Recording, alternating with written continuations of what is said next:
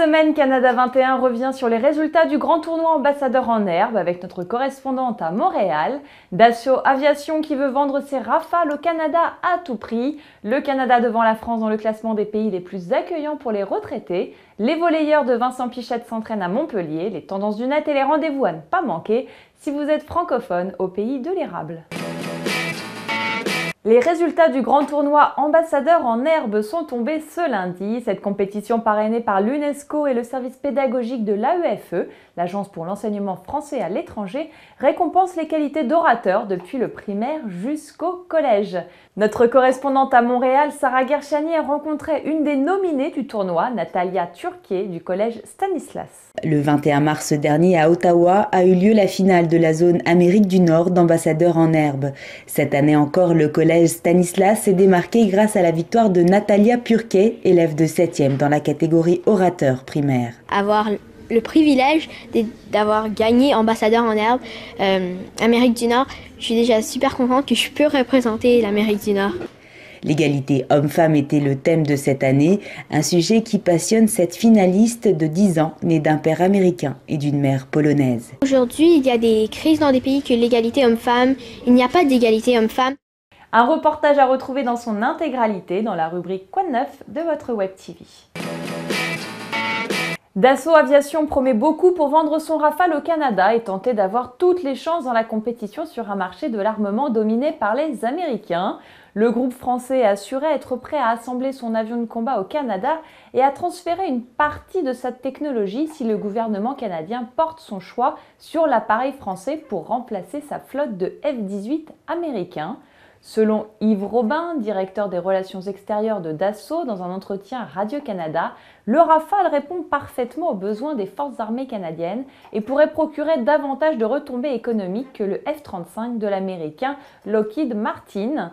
Le marché pour l'achat du 65 F-35 avait été estimé à 9 milliards de dollars, ce qui en ferait le plus gros contrat pour le Canada.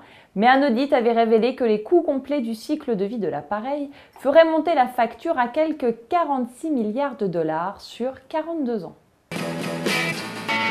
Le Canada a baissé d'un cran dans un classement international du bien-être des personnes âgées, mais reste juste devant la France qui arrive à la 15e place. Le Global Retirement Index 2014 s'appuie sur 20 indicateurs comme la santé, le bien-être matériel, la qualité de vie et les finances à la retraite. Si le Canada se positionne à la 14e place, c'est que les retraités bénéficient d'un système de santé efficace et d'une plus grande espérance de vie, explique Tracy Flaherty, vice-présidente des relations gouvernementales et de la stratégie de la retraite chez Natixis.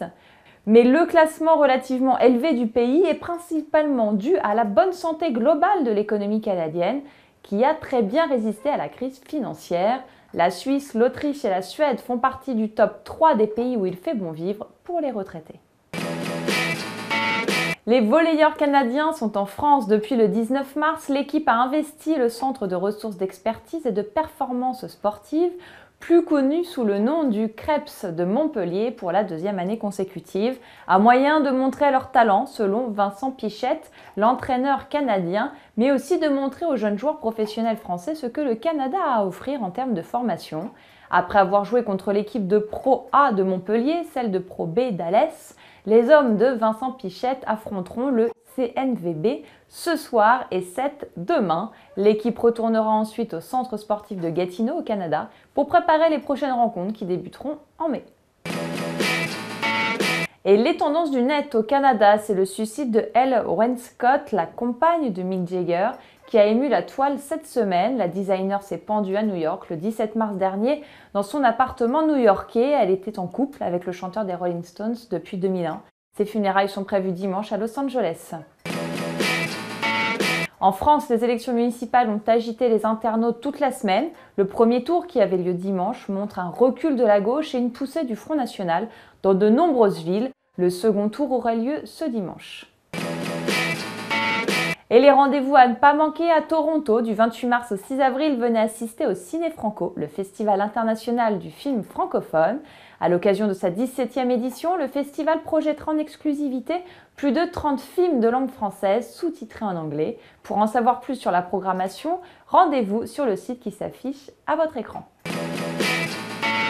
À Vancouver, du 28 mars au 2 avril, le Festival de cinéma investira les écrans de la Cinémathèque. En partenariat avec le Consulat général de France à Vancouver, l'ambassade de France au Canada et Patrimoine Canada, le festival présentera des films inédits issus des 5 continents. Toutes les informations sont à lire sur le site qui s'affiche sur votre écran. À Montréal, ce 29 mars, la chanson française sera en vedette. À 20 h, la soprano Nathalie Choquette sera en spectacle à la salle Claude Champagne de l'Université de Montréal, accompagnée par l'orchestre Nouvelle Génération sous la direction du maestro Alain Aubut. Pour prendre vos billets, appelez le numéro qui s'affiche à votre écran ou envoyez un courriel à l'adresse qui s'affiche également en bas de votre écran. À la semaine prochaine!